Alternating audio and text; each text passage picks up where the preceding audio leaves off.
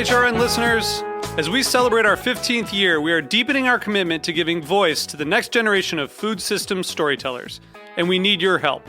Our internship and fellowship programs help activate new possibilities for underrepresented and underestimated young people through experiential journalism, audio engineering, and production training. Through these unique programs, HRN helps food equity stewards build essential workforce readiness skills that expand their potential and foster economic mobility. Please consider supporting these critical programs. And with a minimum donation, you can be entered to win a dinner for two at an amazing restaurant in one of 8 cities and tickets to a concert at a great venue in one of those cities. We have incredible partners across the country who have donated, as they also share our passion for helping to educate the next generation of food systems storytellers. Check out heritageradionetwork.org/15 to donate and enter to win today. That's heritageradionetwork.org/15 to donate and enter to win today. And make sure you donate before March 31st. Thank you. Hi, this is Sam Ben-Ruby from the Grape Nation, and we are live at the Charleston Wine and Food Festival. We are at the Heritage Radio Network teepee, doing our teepee talks. It's a cool teepee. It is a cool teepee, and I have the privilege to stand next to one of the great chefs, certainly of the South, Thomas Marlowe. Thomas is the executive chef at Mimosa Grill, one of those places in Charlotte, North Carolina that you just got to get to, go to, be at, and see and all that. Yes, it's part of the growing history of what Charlotte's becoming. And we're also here. We're here with our sponsor, Springer Mountain Farms Fresh Chicken. And Thomas behind me has this huge grill, and he's going to talk to us about a preparation. But Thomas, let's talk about you for a second. Yep. So you're from New York. I'm from You upstate made your New way York, down yeah. south. Yeah, in Why 2005. and when? The first time I came down, we checked out a culinary school at Johnson & Wales in Charlotte. And Scott, I think it was this time of the year, so I think, late February, March. We came down, the sky was blue, the sun was out, it was probably 70 degrees. And I said, I think that I'll live here versus Rochester, where there's probably still 3 feet of snow and cold, and, there's just a really cool opportunity to come down to Charlotte, especially because what it was 10 years ago or 15 or 13 years ago to what it is right now is absolutely mind-boggling. So you did school down here. I did. Never turned around and went back. I did not go back. So just quickly, tell me the road to Mimosa. So I have You were at Mimosa, and then I started at Mimosa way back when I first moved to Charlotte as a busboy or server's assistant, and kind of worked my way through different ranks and got a chance to travel and do some other work around the country. And then I got brought back to Charlotte and worked for the restaurant group that now owns Mimosa for the past 5 years. Right. And you've been executive chef? You've been the head guy? Yeah, for how about long? 3.5, going on 3.5 years. Yeah. You like that responsibility? Yeah, it's a lot to handle over there, but it's definitely what I'm meant to be doing. All right, so we are at the Charleston Wine and Food Festival. You're joining us, like I said, at the Heritage Radio Network teepee. Springer Mountain Farms provided a lot of chicken for you. They did, yeah. And you are preparing chicken for us and for all the guests attending the festival. Yep, lots of people Tell here. me what we're doing here. We're going to turn around, and there's this big, huge grill. So we're working on a Sea Island Forge grill. So there's a big fire underneath. There's a gigantic, probably 50 to 80 pound big cast iron slab. Of metal. And then there's a really cool little maneuvering top. So what we've got on the top is a bunch of pita bread that we've made at Mimosa yesterday. We put it all in the homemade pita. Yeah, we made it, and we fired it off in the wood-burning grill at Mimosa yesterday. Okay. It took Andrew and I pretty much a lot longer than we thought it was going to take, but it's okay. And then on the chicken... You figure you'd know by now how much time, but that's okay. Yeah, whatever. It's the way that it goes. And then the chicken is marinated in a good friend of mine made us a bunch of yogurt. Zach Gadberry at Una alla Volta Cheese Company.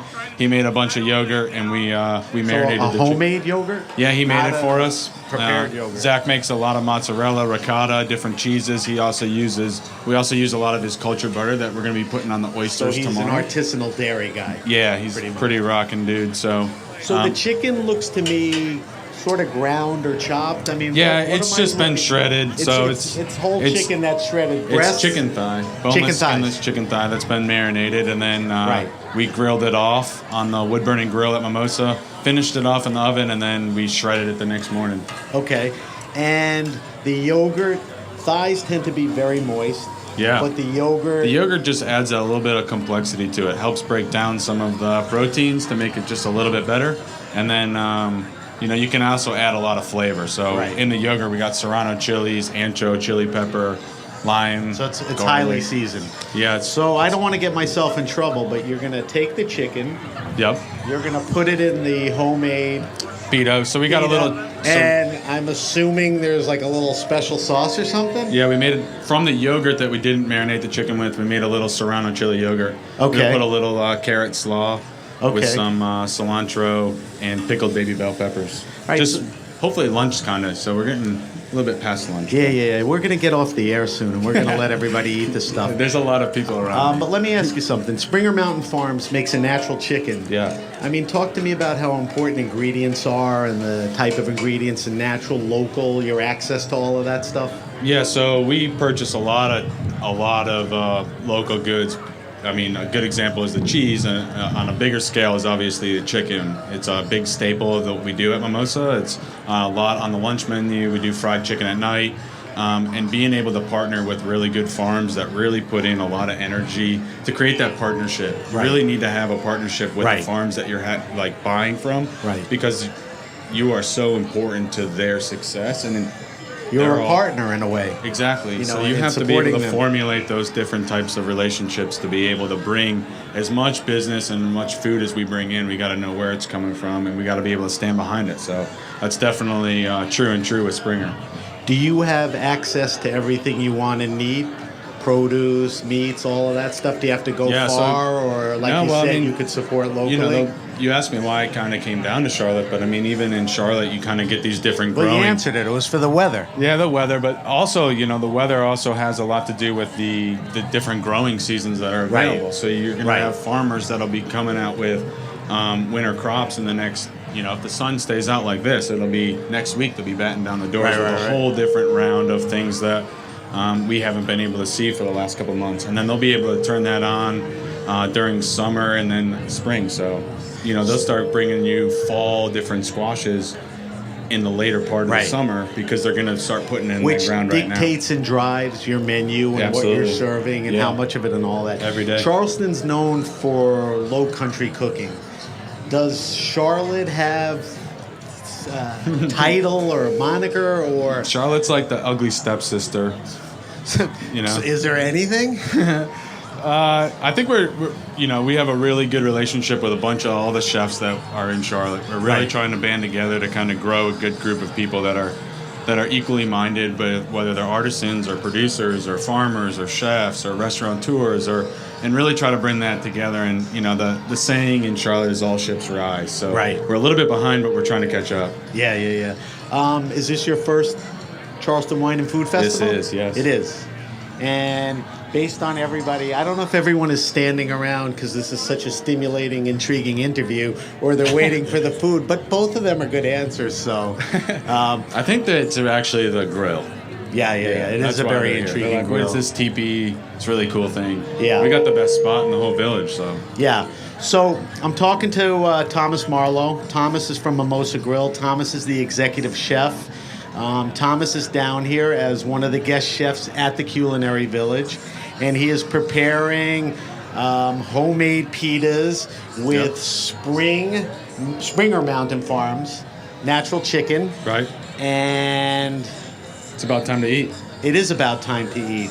So, Thomas, I want to thank you. Thank you. For taking a few minutes. I know you're busy. I caught you right at setup, so Yeah. I know you got to kind of catch up and all that.